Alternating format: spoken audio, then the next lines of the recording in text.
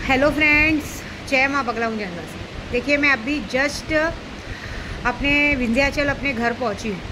सच में बहुत अच्छा लग रहा है। मतलब कहते हैं ना, अपने घर पहुँच के एक सुकून मिलता है, एक अजीब सी खुशी मिलती है। अभी मतलब ऐसा होता है चलो अपने घर आए। मतलब कहते हैं ना, अभी सब जगह होटलों में रुकते हैं तो भाई ये सामान मत निकालो, वो सामान मत निकालो। अब अपने घर आई हूँ तो एक अजीब सी खुशी है। अभी यहाँ पे गुरु पूर्णिमा तक हूँ मैं, अपने भाई के पास आई हूँ, अपनी भतीजी से मिलूँगी, सबसे अच्छे से मिलूँगी। बहुत अच्छा लग रहा है। पिछले टाइम आ नहीं पाई थी, लेकिन इस टाइम आने मिला। बहुत अच्छा लगा क्योंकि यहाँ से कामाख्या की यात्रा है, शीतला माँ की बहुत अच्छी पूजा की मैंने। और अपने यहाँ पे जो हमारे गांव के जैसे आप लोग के गांव में मुंजा होते, बरम बाबा होते, जैसे हमारे गांव में लाल भैरव, वो हमारे बरम बाबा ही है। बगैर उनका पैर पड़े हम गांव में एंट्री नहीं कर सकते। आते समय उनके पैर पड़ी, दर्शन की, और अभी जस्ट अपने रूम में एंट्री की। अपने घर में आके एक अजब सी खुशी होती है, क्योंकि पता है आपको, ये पूरे होटल में हम लोग सब भाई बहन होटल में ही रुकते हैं। क्योंकि घर में कैसे एक अलग फैमिली रहती है, अच्छा नहीं लगता है, क्योंकि सामान लेके जाओ फिर अलग से। तो मैंने हमेशा से होटल में रहना ही पसंद किया। तो आपको सच बोलूँ, मेरा ये रूम, मैंने पहले भी वीडियो में डाली थी, मेरा ये रूम सबसे अलग ही है। पूरे होटल में सबसे बड़ा रूम है और सबसे अच्छा रूम मेरा है। ये रूम मेरे भाई लोग किसी को देते भी नहीं हैं, भले मैं साल भर बाद आऊँ, मेरा ही रहता है। फिर सारे भाई लोग लाड़ लड़ाते हैं, कोई भाई मेरे लिए खाना बनाएगा, कोई करेगा। पहले ही पता है आपको, जब मुझे नशा वशा दिया जाता था ना, तो वो लोग, मेरे इसी भाई ने मुझे यहाँ बचाया था। लेकिन आज भी आपको पता है, आज भी मेरे दरवाजे के बाहर मेरा रूम एकदम, क्या बोलते हैं, रिसेप्शन के एकदम सामने रूम मेरा रहता है, कि मतलब कौन आ रहा है कौन जा रहा है नज़र रहे। और दूसरी बात, इस रूम तक कोई नहीं आ जा सकता। मतलब कोई भी ड्रायर वायर किसी को इजाज़त नहीं है। जो भी आएंगे होटल के लोग ही आएंगे, क्योंकि उनको आज भी ऐसा डर लगता है कि फिर से हमारी बहन को कुछ दे ना करे। और भाई का रिश्ता भी अनमोल है, भगवान नज़र ना लगे। क्योंकि आपको सच बोलूँ, ये रिश्ता एक ऐसा रिश्ता है ना, जिसमें कोई गंदगी, कोई मिलावट नहीं है। कभी मेरे भाई ने ना किसी पैसे की चीज़ के लिए किसी के लिए कभी कुछ कहा नहीं, ऐसा नहीं। कि अब मुझे डर लगता है, ये जो हाल ही में मेरे साथ हुआ है ना, तो अब मैंने भी सोचा कि मैं अपने भाई से भी थोड़ा कम ही बात करूँगी। क्योंकि एक यही मेरा मायका बचा हुआ है, कल इसको भी कुछ हो गया तो क्या करूँगी मैं तो जीते जी मर जाऊँगी। इसलिए बहुत कम। लेकिन मेरा भाई भी वैसा है, बहुत कम बात करना, सामने रहना तो एकदम नज़रें नीचे करके बात करना। हमारे भाभी लोग से बात होती है बहुत कम, और अच्छा रिश्ता, साफ़ सुथरा रिश्ता, ये अच्छा है। तो बस अब यहाँ पहुँच चुकी हूँ। देखिए, आज है 6 तारीख, 10 तारीख को है गुरु पूर्णिमा। और मैं आपको सच बोलूँ, गुरु पूर्णिमा के दिन पहली बार ऐसा हुआ कि विद्या देवी अपनी कुल देवी के पास से, माँ विंध्यवासिनी के पास श्रृंगार चढ़ाने के बाद, माँ को श्रृंगार चढ़ेगा, चांदी का छत्र चढ़ने वाला है। क्योंकि चांदी का छत्र इसलिए चढ़ा रही हूँ मैं, कि जितने भी मेरे यूट्यूब सब्सक्राइबर जिनके पास घर नहीं है, ये पूजा 7 जन्मों के लिए है। तो 7 जन्म बोली, 7 पीढ़ियों के लिए, हमारे आने वाली 7 पीढ़ियों पे कभी कोई मुसीबत ना आए। लेकिन 7 पीढ़ी एक छत के नीचे रहती ना, तो उस छत को संभालने वाली माँ विंध्यवासिनी है। क्योंकि एक में वो ये मंदिर ऐसा है, जो शक्तिपीठ में माँ जागृत माँ ने खुद यहाँ स्वयं अवतार लिया है। जब कंस ने वो लड़की उठा के फेंकी थी, कहते ना, तो वो अपने रुद्र अवतार में प्रकट होकर कही थी कि तेरा मारने वाला तुझे पैदा हो गया।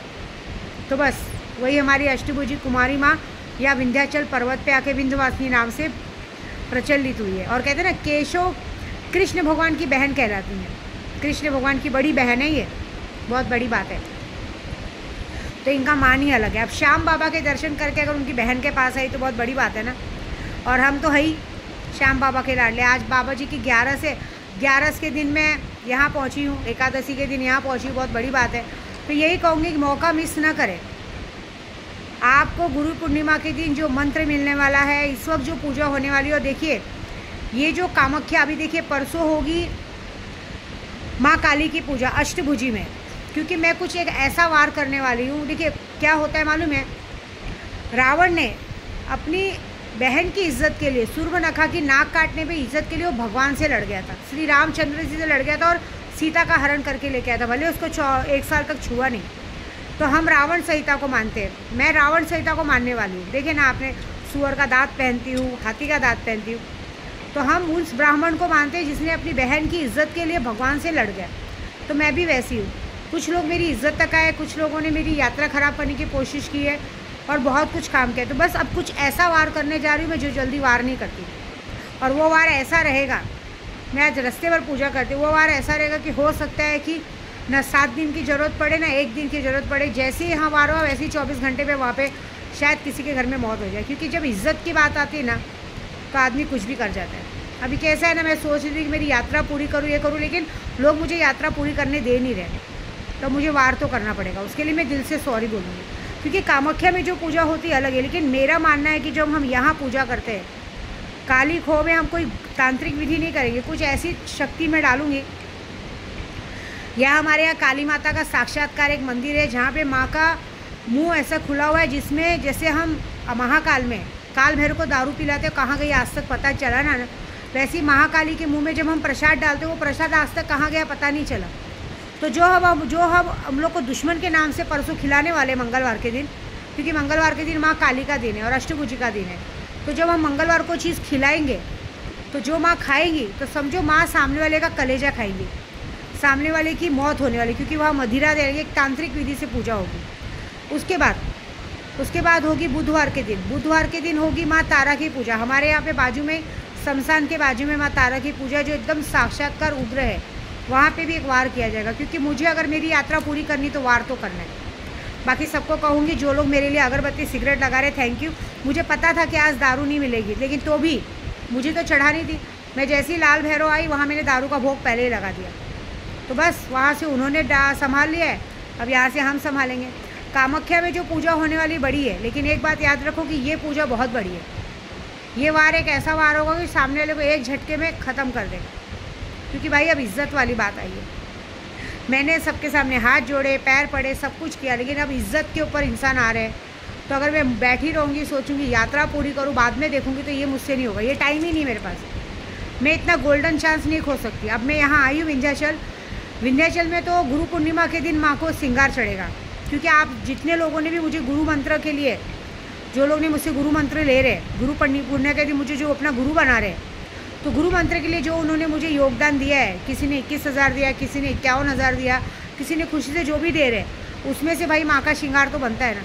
तो माँ को छत्र चढ़ रहा है कि आप सबके सर पे हमेशा खुद की छत्र रहे, माँ विंध्यवासिनी का हाथ रहे, 10 महाविद्याओं का हाथ रहे, और आपके आने वाली 7 पीढ़ियों पे कभी भी किसी पे मुसीबत ना आए। ये पूजा में ये काम हो रहा है।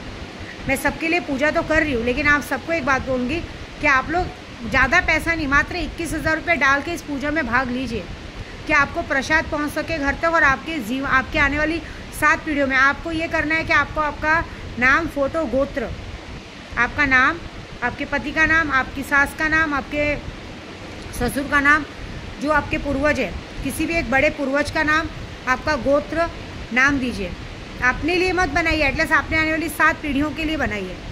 21,000 तो हम यूँ ही ऐसे ही खर्च कर देते हैं, लेकिन अगर भगवान की पूजा में जाता है और 7 पीढ़ियों के लिए हमारी पैकअप होती है, तो बहुत बड़ी बात है। इसमें डालिए और अपने प्रसाद अपने घर तक मंगवाइए। देख लीजिएगा, जो होगा एक रक्षा कवच होगा। आपके आने वाली 7 पीढ़ियों में ना कभी किसी की अकाल मृत्यु होगी, ना किसी का कभी एक्सीडेंट होगा, ना कभी कोई पुलिस स्टेशन, कोर्ट कचहरी के जेल में फंसेगा, ना कभी किसी पे तांत्रिक विद्या होगी, ना कुछ होगी, ना कभी 1 रुपये का कर्जा रहेगा, ना कुछ होगा। आप याद करेंगे, जिससे औलाद नहीं उससे औलाद होगी, जिसके घर में संतान नालायक निकल उसकी संतान, मतलब जो कहते हैं ना बच्चे नालायक निकल जाते हैं, वो सुधरेंगे। जिनकी शादी नहीं हो रही शादी होगी, जिनका घर नहीं उनका घर होगा। ऐसे बहुत सारे जिन पे कोर्ट कचहरी का केस होगा वो हटेगा। बहुत दिनों से कहते हैं ना इंसान जेल की यात्रा कर रहा है, कोई भी निकाल नहीं पा रहा है, ये माता रानी 36 दिन के अंदर उसका केस सॉल्व करेगी। और बाकी बीएमसी का इलेक्शन आ रहा है, मैं तो अपने उद्धव वाला साहब और राज ठाकरे जी के लिए करूँगी। सही बोला, कल राज ठाकरे जी ने अपने भाषण में रैली निकलनी चाहिए थी।